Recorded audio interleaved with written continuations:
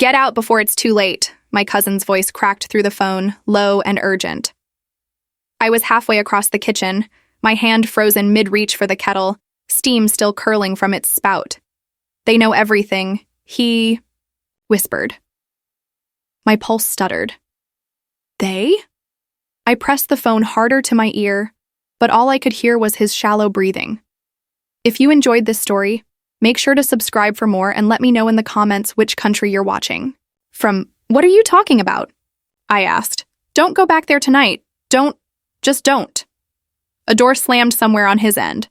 A muffled argument, then silence. The call dropped. I stood there, staring at the blank screen, the hum of the fridge suddenly too loud. In the reflection of the dark kitchen window, my own face looked like someone else's. Paler, older. I didn't know it then, but that was the last warning I'd ever get before my world split open. That morning had begun like any other, with the sleepy rhythm of my small apartment. The hiss of the kettle, the soft patter of rain against the window, the faint groan of the old wooden floorboards when I moved from room to room. I had planned on spending the weekend grading essays. Being a high school English teacher meant my desk was always a clutter of red pens, half-read poems, and coffee mugs that cooled faster than I could drink them. My life was quiet, predictable, a deliberate choice after years of chaos I never spoke about. But since that call, the air felt heavier, as if someone had left a door open to a cold, unseen place. The cousin who called, Daniel, wasn't the type to dramatize things. If anything, he was the calmest presence in my family's stormy history. We'd grown up together in the same weathered two-story house, sharing secrets in the attic, stealing biscuits from the kitchen when our parents weren't looking. As adults, our paths rarely crossed outside of holiday dinners, but when they did, there was always a sense that he understood me in ways others didn't. And now he'd called out of nowhere, sounding like his throat was closing on the words. I tried to shake it off. Maybe he'd been drinking, or maybe he'd had a fight with his girlfriend. But no matter how I spun it, the urgency in his voice clung to me like damp clothes. That evening, I was due at my aunt and uncle's, Daniel's parents, for a belated family gathering. It was supposed to be casual, just dinner, though with my family, casual was a word they only used when they wanted you to lower your guard. I almost texted to say I couldn't make it, but then I thought about how that would look. My absence would be noted. Questions would be asked. So I told myself I'd go, stay an hour, and leave early. The streets glistened as I drove, slick with rain and the orange wash of streetlights. The closer I got to their house, the more I felt that strange static in the air, the kind that hums just before a storm. When I pulled into their driveway, I noticed something off. The curtains were drawn tight in every window, unusual for my aunt who liked to show off her living room chandelier to the neighbors.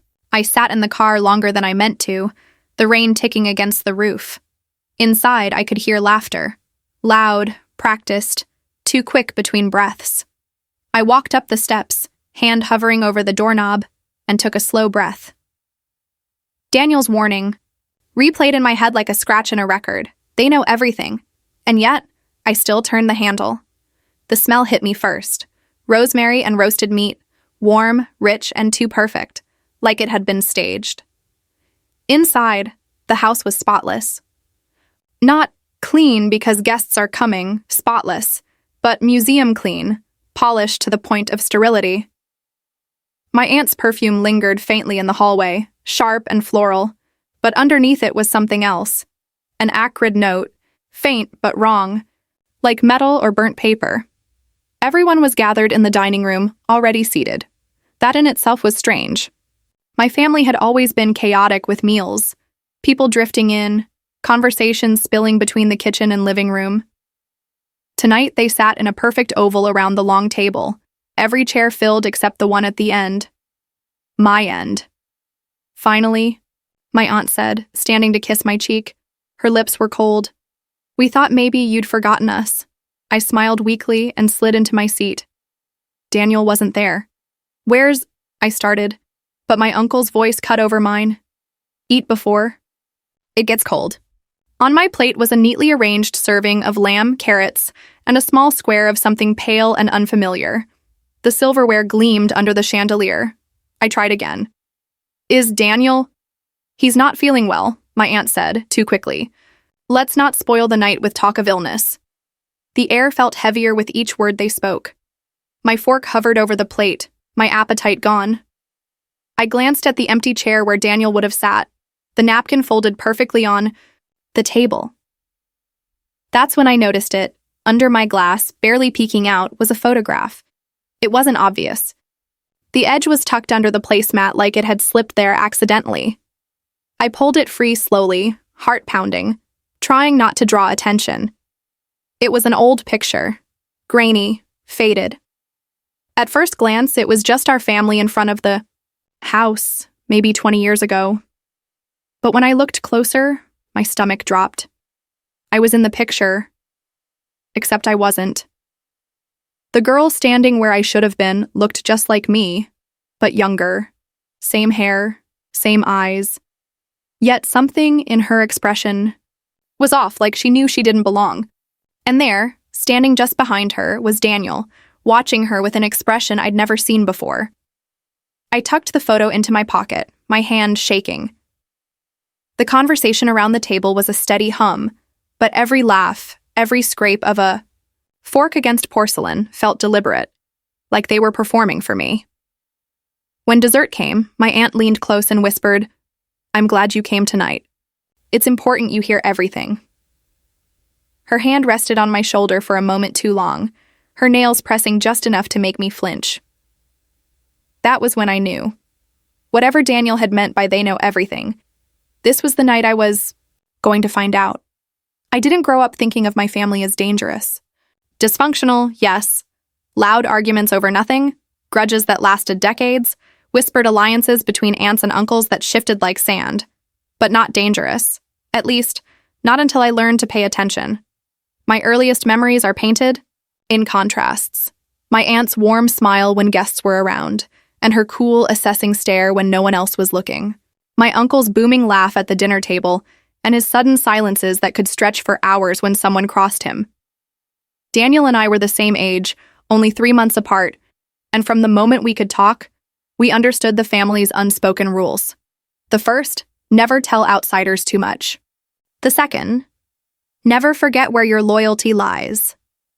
But there was always a difference between us. He was the golden child of the extended family. Polite, athletic, gifted in school. His mistakes were brushed off as learning experiences, his triumphs celebrated at every gathering.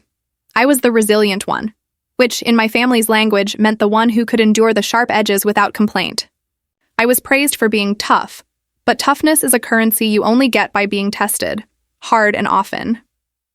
My mother, Daniel's aunt, had died when I was 10. The official story was a sudden illness, though no one ever told me what it was. My father disappeared not long after, his absence explained away with vague remarks about needing space. That left me in the care of my grandmother, who lived 2 streets over from Daniel's family. The years that followed were blurry. I remember school. I remember Daniel walking me home. I remember my aunt's strange habit of asking me the same questions again and again, as if testing whether my answers would change. Sometimes she'd pull out old photo albums, flipping pages slowly, her eyes darting toward me like she was waiting for a reaction. Once, when I was 12, she showed me a picture I'd never seen before. A hospital room, my mother in a bed, holding a baby. The baby was me. She studied my face while I looked at it. Then she smiled in a way that made my stomach knot and said, "Funny how much children can change, isn't it?" After that, Daniel started becoming more protective. He'd warn me not to be alone with certain relatives too long. He'd pull me out of conversations when they veered into territory that made my chest tighten. We never spoke about it directly, but I sensed he knew something I didn't. Then, one summer, just after we both turned 17, Daniel stopped coming around as much. When we did see each other, there was a guardedness in him, as if he were afraid to slip and say too much. I confronted him once, cornered him in the hallway during a family party. "Why are you avoiding me?" I asked. "I'm not," he said, but his eyes wouldn't meet mine. "I'm keeping you out of things." "What things?" He hesitated so long I thought he wouldn't answer. Then he said, "The kind you can't unhear, the kind you're better," off not knowing. That was the end of it. For years we drifted. Occasional texts, holiday greetings, nothing deeper. And I let it happen. I told myself I didn't need to reopen whatever door he'd closed. But now, sitting at that dinner table with his empty chair glaring at me, I realized that door had never been locked. It had been waiting for me to push it open. The photograph in my pocket felt heavier than it should have. I thought of the girl in the picture who looked like me but wasn't. I thought of my aunt's strange interest in my childhood photos, her questions, her comments about how much children change. Somewhere, between the wine glasses and the flickering chandelier light, my pulse started sinking to a quiet, unshakable thought. Maybe the person I've been all these years isn't who I think I am. And as that thought took root, it occurred to me. Daniel's warning hadn't been about some vague family drama. It had been about me. I kept my hand in my lap, fingers brushing the edge of the photograph, as if touching it would help me draw courage from its weight. The conversation at the table had blurred into meaningless noise, voices rising and falling like the tide, laughter that didn't sound like laughter at all. Halfway through dessert, my uncle stood, raising his glass. "To family," he said, smiling too broadly. Everyone echoed the words, their eyes moving between each other before landing, almost in unison, on me. That's when I noticed it. Every single photograph on the dining room wall was different. The frames were the same, ornate gold they'd always been, but the images inside were altered. In one, the family Christmas photo from 2005, I remembered standing between Daniel and my grandmother. Now, the girl in my place was the same girl from the hidden picture at my seat. She had my hair, my eyes, even my smile. But her presence in those photos was effortless, as if she had always been there. My stomach turned. I excused myself quietly, heading for the hallway. The house felt colder, shadows pooling in corners they didn't belong in. I passed the console table by the front door where my aunt always kept framed snapshots. Vacations, school plays, birthdays, all of them. Wrong. Every memory I'd been a part of had been replaced, rewritten with her face in mine. I pulled out my phone and, without really knowing why, called Daniel. The line rang once before cutting to voicemail. I didn't leave a message. In the kitchen, my aunt's voice drifted, in low and sharp. "She's starting to see it. I told you she would." I pressed myself against the wall, every muscle tense. A man's voice, my uncle's, answered, "Good. It's time she knows. Better we tell her than someone else." Footsteps moved toward the doorway. I slipped down the back hall, my breath catching on every creak of the floorboards. I stopped at the laundry room, closing the door behind me, pressing my ear to the wood. "She was never supposed to stay," my aunt was saying now. "It was supposed to be temporary, but then—" Her voice dipped, muffled. My uncle cut in, louder. "And Daniel's getting sloppy. If she keeps asking questions, he'll spill everything." A silence followed, heavy and final, like they'd both realized they'd said too much. My pulse thundered in my ears. I looked down at the photograph in my hand again, the girl's eyes seeming to follow me, her smile too knowing. A chill slid down my spine. I didn't know exactly what everything meant, but I knew it wasn't about petty family grudges. This was bigger, deeper. I slipped the photo into my bag, smoothed my hair, and walked back toward the dining room. Every eye turned to me again, but this time I forced myself to meet their stares. If they wanted me to know, I'd let them tell. Me. But I wouldn't let them see me afraid. Inside, though, fear had already sharpened into something else. Something like resolve. Because if Daniel had been trying to protect me all these years, it meant there was something worth protecting me from. And now I wasn't sure I wanted protection. I wanted the truth. When I returned to the dining room, the chatter died like someone had cut the power. Forks stilled midair, smiles froze, and every head turned toward me with the same quiet, measured expectation. I slid into my chair, deliberately, slow, and folded my hands on the table. "Where's Daniel?" I asked. My aunt's lips curved into a polite, brittle smile. I told you he's unwell. Funny, I said, tilting my head. Because I just called him. He didn't answer. My uncle leaned forward, resting his elbows on the table. Maybe take the hint. If he wanted to talk to you, he would. There it was, that subtle shift in tone, the invisible line they drew to put me on one side and themselves on the other. I reached into my bag and laid the photograph in the center of the table.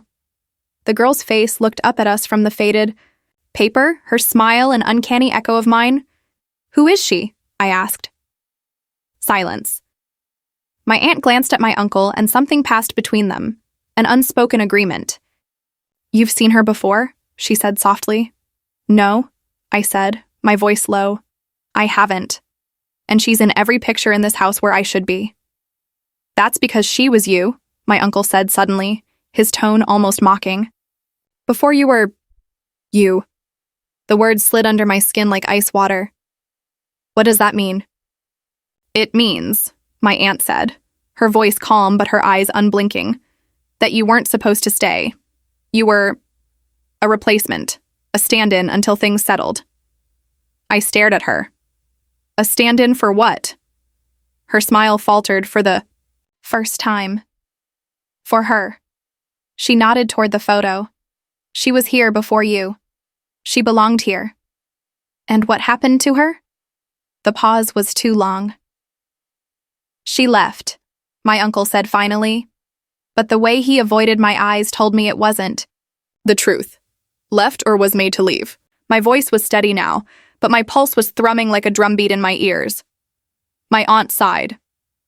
You've been asking questions Daniel worked very hard to keep you from. Maybe you should ask him why. It was a trap, and I knew it. They wanted me chasing Daniel instead of pressing them. But my patience was gone. I think, I said slowly, that Daniel was trying to protect me from you. That broke their composure. My uncle's jaw tightened, his eyes narrowing just enough to register as a threat. Careful, he said, his voice low. You have no idea what you're talking about. I leaned forward, matching his tone. Then tell me, right now, because I'm not leaving this house without knowing what you did. My aunt's gaze flicked to my uncle again. And then, softly, almost as if she were speaking to herself, she said, We didn't do anything to you. We just didn't tell you what you are. The chandelier's light seemed harsher suddenly, glaring off the glassware, slicing shadows across their faces. My chest felt tight, my mouth dry. What I am? I asked. But before either of them could answer, the front door opened, and Daniel walked in. Daniel's shoes were wet from the rain, his hair plastered to his forehead. But it wasn't the weather that made him look like that. It was something heavier, a tension that sat in the tightness of his jaw and the way his eyes darted from me to them. He didn't sit down. Why is she here? He asked, his voice low, but sharp, aimed at my aunt and uncle. You invited her, my uncle said coolly. Daniel shook his head.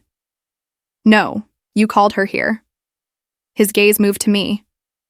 I told you not to come. You told me they know everything, I said, my voice trembling. So tell me, what exactly do they know? Daniel closed his eyes briefly, as if weighing whether to say it. When he opened them, he spoke directly to me. You're not their niece. You're not even related to them. The room seemed to tilt. What? You were adopted, not legally, quietly. They took you in when you were 3 years old. After she... He nodded toward the girl in the photo. After she disappeared. My aunt's voice cut in, cold and precise. We didn't take her in. We were asked to protect her. Protect me from what? I demanded. Daniel's voice dropped to almost a whisper.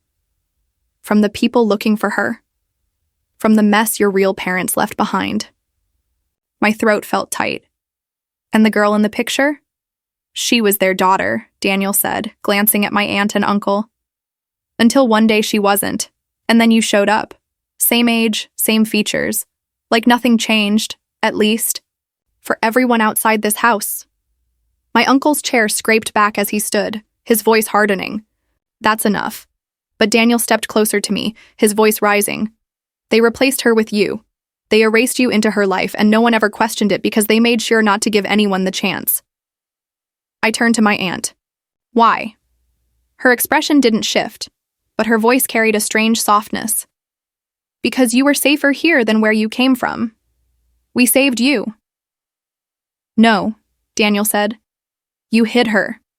And now they've found out. The silence that followed was suffocating. Who? I asked. But no one answered. Instead, my uncle walked to the head of the table, placing both hands on the polished wood. You can leave tonight, he said, or you can stay and hear the rest. But if you hear it, you can't take it back. And you can't walk away pretending you don't know. Daniel's hand brushed mine, a subtle shake of his head. Don't, he murmured. But the truth was already a living thing in the room, pressing at the walls, making the air hard to breathe. My choice was made before I even realized it. I'm staying, I said. For the first time that night, my aunt smiled. Not the brittle social smile, but something darker, satisfied. Good, she said. Then let's begin. I didn't sleep that night.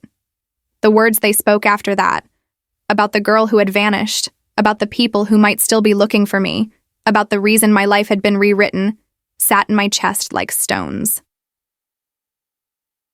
Daniel drove me home in silence. Rain streaked the windshield, the wipers keeping time with my heartbeat. I could see his knuckles white on the steering wheel, his jaw tight, but he didn't speak. Not until we reached my building. You can't unhear any of it now, he said, and they know you won't let it go. I wanted to ask if he thought I was in danger, if he thought I should run, but instead I asked the only question I could, manage. Did you know from the beginning? His eyes flicked to mine. Yeah. There was no comfort in that. Later, alone in my apartment, I pulled the photograph from my bag. I studied her, the girl who should have been in those memories, the girl whose life I had apparently stepped into without knowing. She smiled back like she was in on a joke I still didn't understand. I wondered if she was still alive, if she hated me for existing, or if she was grateful I had carried her ghost all these years. I set the photo on the table, turned off the light, and let the darkness settle around me. Was it betrayal, or was it protection? I didn't know. All I knew was that my life had been built on someone else's absence, and now that I'd seen the truth, the absence had a face. And she was looking right at me,